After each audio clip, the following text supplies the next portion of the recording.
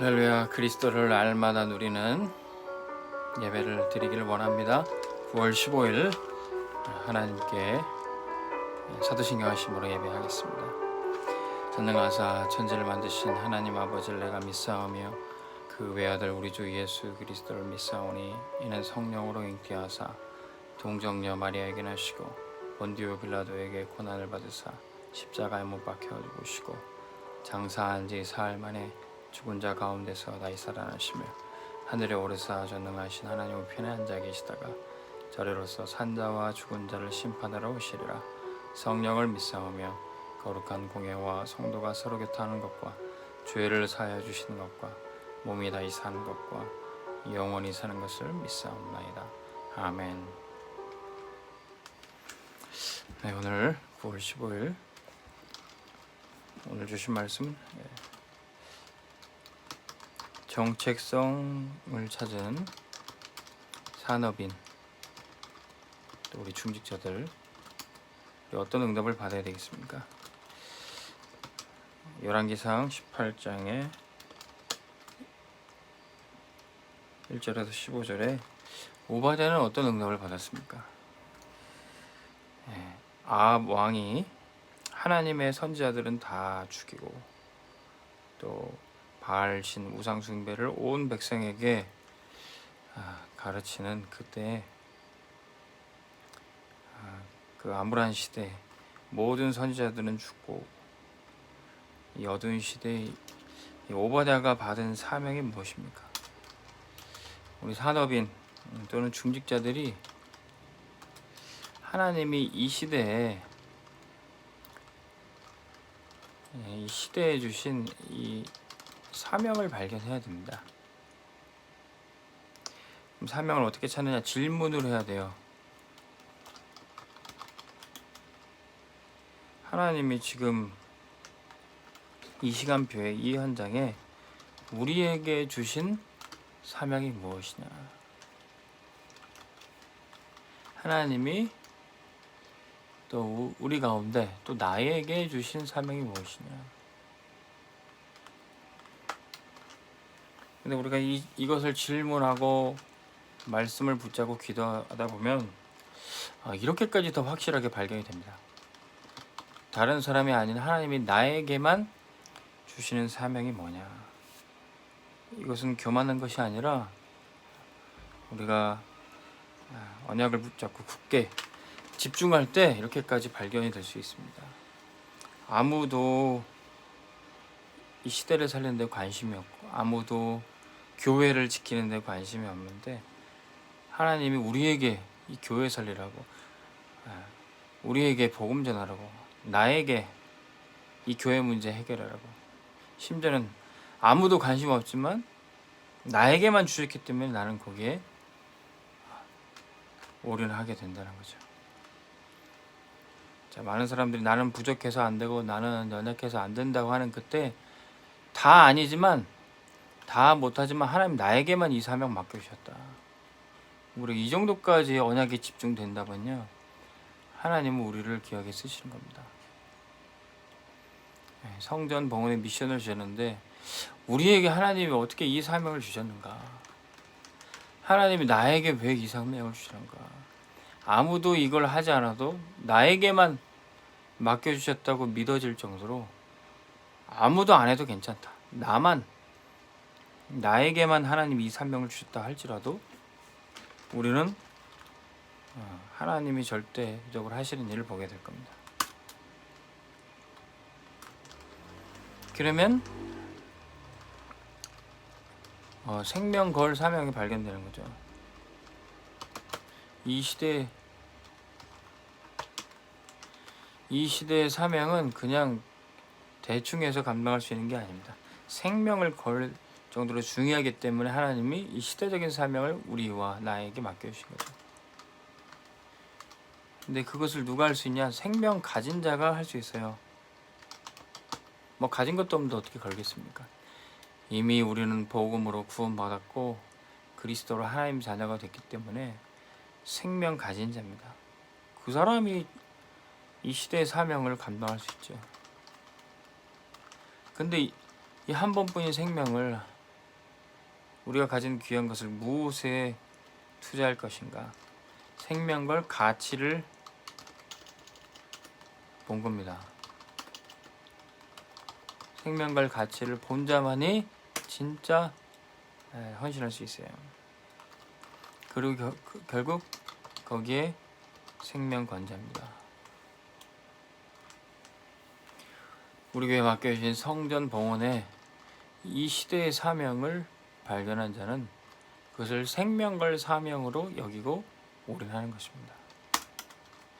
여기에 쓰임받았던 사람이 바로 오바댜였어요. 아람 시대 때 하나님의 선지자들은 다 죽임을 당하고 하나님을 믿는 사람들은 아무도 없는데 하나님이 오바댜를 남은 자로 세우셨어요. 이 오바댜를 통해서 하나님은 생명건 사역을 행하시는 겁니다. 열왕기상 18장 1절에서 7절에 나오죠. 자, 오바댜가 어떻게 할 수 있었습니까? 오바댜는 아이러니하게도 그 여호와 하나님을 대적하고 하나님의 선지자들 다 죽인 아합 왕의 신하였어요. 아합의 신하였습니다. 고급 공무원으로서 일을 할 정도로 유능했을 뿐만 아니라 그는 아합 왕이 꼭 필요해서 쓰는 그런 신하였던 겁니다. 그런데 이 오바댜가 하나님을 신실하게 섬기는 거예요. 게다가 아합 왕이 그렇게 싫어하는 모든 선지자들 다 죽였는데 하나 남아서 끝까지 눈에 가시같이 있는 이 엘리야 선지자, 이 엘리야의 제자였던 겁니다. 아합 왕의 신하였을 뿐만 아니라 엘리야의 제자로 있었어요. 왜? 하나님은 이 오바댜가 엘리야의 사역에 또 하나님이 주신 시대적인 사명에 절대 필요한 인물이었기 때문에 그래요. 아합 왕이 필요해서 쓸 정도로 유능한 인물이었지만 하나님과 주의 종 엘리야가 귀하게 쓸 정도로 신실한 일꾼이 바로 오바댜였습니다. 그래서 이 오바댜가 어떤 사명을 감당합니까? 아합 왕 몰래 선지자를 다 죽인 줄 알았지만 100명의 선지자를 따로 50명씩 따로 먹이고 입혔던 거죠. 이건 하나님의 소원, 하나님의 절대 소원에 쓰임 받았던 자입니다. 하나님이 뭘 원하시는가? 지난주 RTS 주일이기도 했는데 하나님은 정말로 이 시대 살리고 교회 살릴 사역자, 목회자들이 바르게 훈련되고 배출되기를 원하십니다. 여기에 헌신하고 올인했던 사람이 바로 오바댜였던 거죠. 자, 그래서 이제는 생명건 도전을 하는 겁니다. 열왕기상 18장 8절에서 15절입니다.